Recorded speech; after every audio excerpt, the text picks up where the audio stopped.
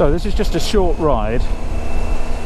I've spent this afternoon fitting the Madstad screen to my Tiger 800, and this is just a quick ride to get first impressions of the job it does in stopping the well-renowned buffeting around the head and the helmet, which I guess many bikes are prone to, but I've certainly noticed it on this Tiger.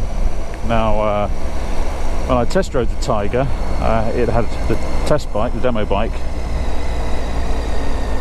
had a standard screen on it, and buffeting was quite shocking, really, even at very low speeds.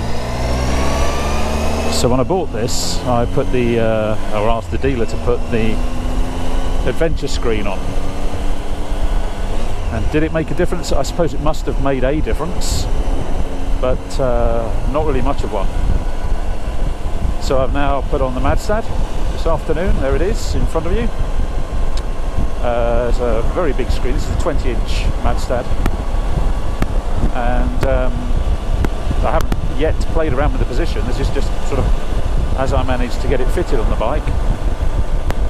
And I'm now doing, as you can probably see, 55, and I've got my visor up on my helmet, and there's a little bit of breeze around my head, that's true, but it's smooth air, and it's not until I go up to there that I start to get turbulence.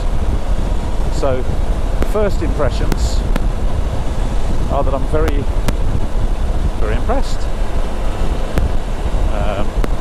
Fitting was pretty straightforward. Took me, I guess, a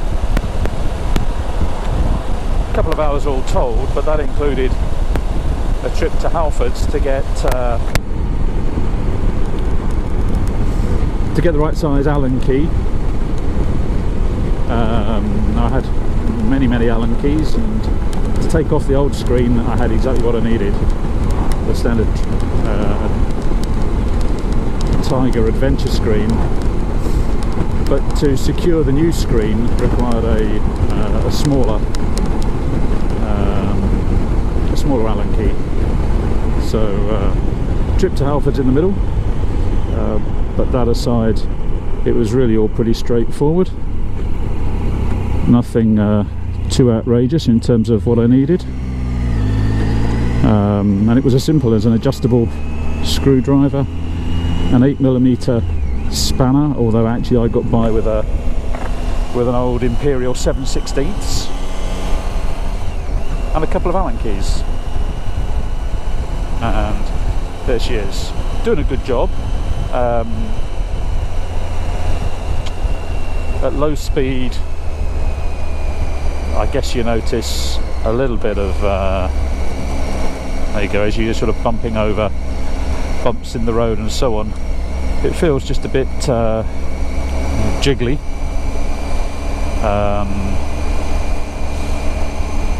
and I guess that's you know, well, it's a taller screen, and obviously the brackets holding it on. The nature of the Madstad is that it does itself have the ability to move up and down quite a bit more than the old the standard stock screen, and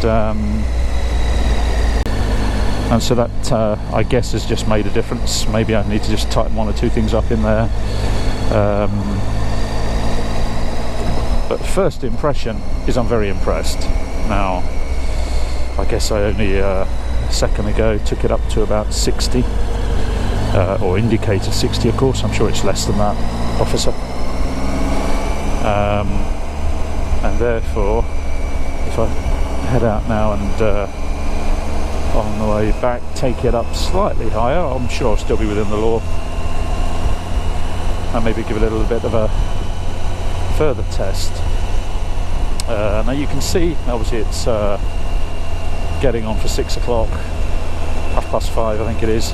You can see actually there's a bit of reflection in the base of the screen from the Tiger headlights. Nothing off-putting, I'm sure, but it is worth just pointing out.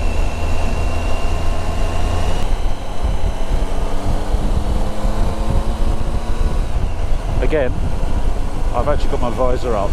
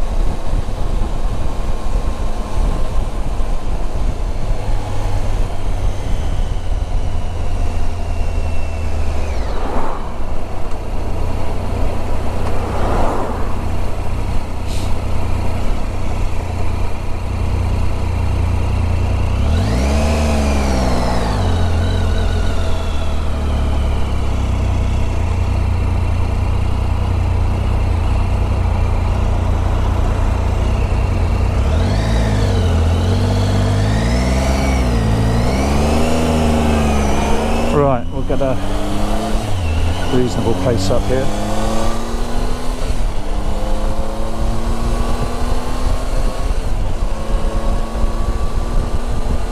So my visor is up. The microphone is inside the helmet, but it's not protected because the visor is up. And there you go, I'm getting a first slight buffeting around the eyebrows, I would say. That's an indicated 69. So there we are. Very impressive. May not be perfect, but certainly better than the stock screen. Now, it's not cheap. I think it cost me about 200 and something pounds. I think it was 249. So it's not cheap, but if motorway touring is important to you and the buffeting irritates, then maybe that's money well spent. So as you can see, this is the Madstad, and you know what actually came today is the screen, this panel here. The bracket that this panel screws into, which replaces the standard headlight, standard screen bracket from the Tiger, and two side panels, side deflectors, they all come together, together with all the fixings. The idea is that you can adjust the screen by unscrewing these two screws and pulling up and down, and you can adjust it both vertically, as it were, as well as angle of tilt, and quite a lot more than the standard screen. And you'll notice that the base of the screen is actually quite away from, what's that, a good 2 inches probably away from the top of the headlight and instrument assembly. So the theory is the wind comes along and comes over here, and on a normal screen, because this would be flush with the top of the headlamp unit, you get a vacuum in behind the screen as it pushes through the air, and the vacuum is what creates the turbulence and the nastiness as it hits your helmet. The theory is that because there's a gap here, the first blast of air comes over the top, but also a smaller flow of air comes underneath the screen, and the two run parallel up here and away, and you haven't actually got a vacuum, and so you're not getting rid of air, you're getting rid of turbulent air. Good theory. Lots and lots you read on online and says how well it works, and as you've just seen, a few minutes out on the road, it seems to do the job. But I need to play around a bit with exact angle and position before I find exactly the one for me. But yeah, I'm impressed on first trial.